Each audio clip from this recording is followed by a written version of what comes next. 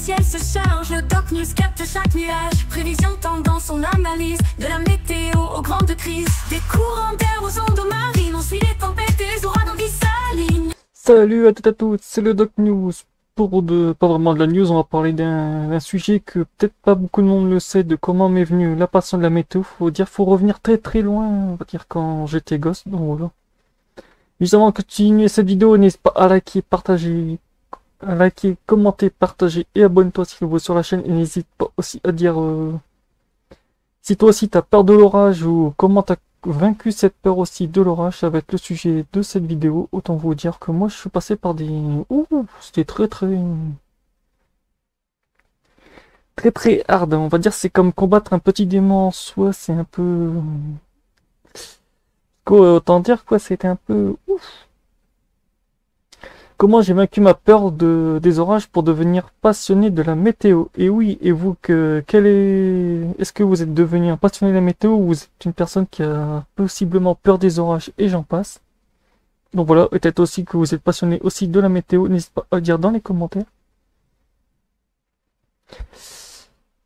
Quand j'étais enfant, les orages me terrorisaient, le tonnerre me glaçait le sang, les éclairs me faisaient courir pas sous la table. Pourtant, aujourd'hui, je les chasse et je les filme et je les admire. Voici mon histoire. Et moi, je me mettais pas sous la table, mais bon, c'est vrai qu'à des moments, si j'avais l'impression des fois de me mettre sous la table. Ça, c'est vrai que c'était... Ah si, je me rappelais en étant gosse, si, j'étais un petit peu sous la table. La peur pendant l'enfance, je me souviens encore de ces soirées d'été, le ciel devenait noir, les premières gouttes tombaient et je savais ce qui arrivait. J'ai fermé les volets et je me bouchais les oreilles et je pensais que la foudre allait tomber sur notre maison. C'était une peur viscérale incontrôlable. Ah, c'est vrai que la peur incontrôlable, c'est pas très beau non plus. Ça, c'est vrai que j'en ai eu un peu des peurs comme ça. C'était un peu... Ouf. C'est vrai que dès que je voyais le ciel noir et tout, je disais à ma mère, bon, je sais pas que je suis bien avec toi, je vais aller me mettre sous le lit. Je me mettais des tas de coussins et tout sur... C'est vrai que pour le coup, c'était un peu... C'était assez hardcore, autant vous dire que ouais, c'était... J'ai passé par des phases, ouais.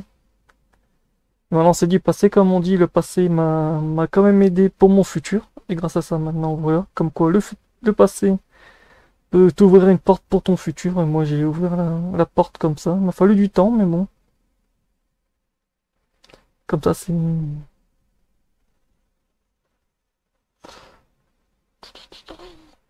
Le déclic, un jour vers mes âges, j'ai vu un documentaire sur les orages. Ce n'était plus un monstre invisible.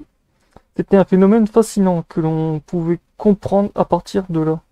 Ma peur a commencé à se transformer en curiosité. Ah oui, moi c'est vrai que c'est avec les trucs de Jamy, de Fred et Jamy aussi, ça remonte à... Maintenant ça n'existe plus, c'est pas sorcier ça, qu'au début ça m'a bien aidé, après les reportages aussi, après j'ai traîné sur YouTube, donc on vous dire vice versa. Ma passion grandit, et oui, ma passion grandit. J'ai commencé à lire sur la météo, à suivre les radars, à sortir mon appareil photo quand l'orage grondait. Au lieu de fuir, je restais à distance pour observer, puis un jour, j'ai capturé ma première supercellule, c'était comme attraper un rêve. C'est vrai que moi, ma première supercellule, je l'ai pas vraiment... On va dire, je l'ai photographié, c'était grâce à une caméra à Berck-sur-Mer. Moi, ça remonte à des années qu'en fait, en gros, je l'avais vu sur une... En plus, c'est vrai que je l'avais suivi sur Météo Ciel. Moi, la cellule orageuse, je me rappellerai tout le temps. Je l'avais suivi sur Météo Ciel, mais le problème, c'est qu'elle était en pleine mer. Donc, qui dit pleine mer dit que tu peux pas la spot. Maintenant, aujourd'hui, chapitre 4.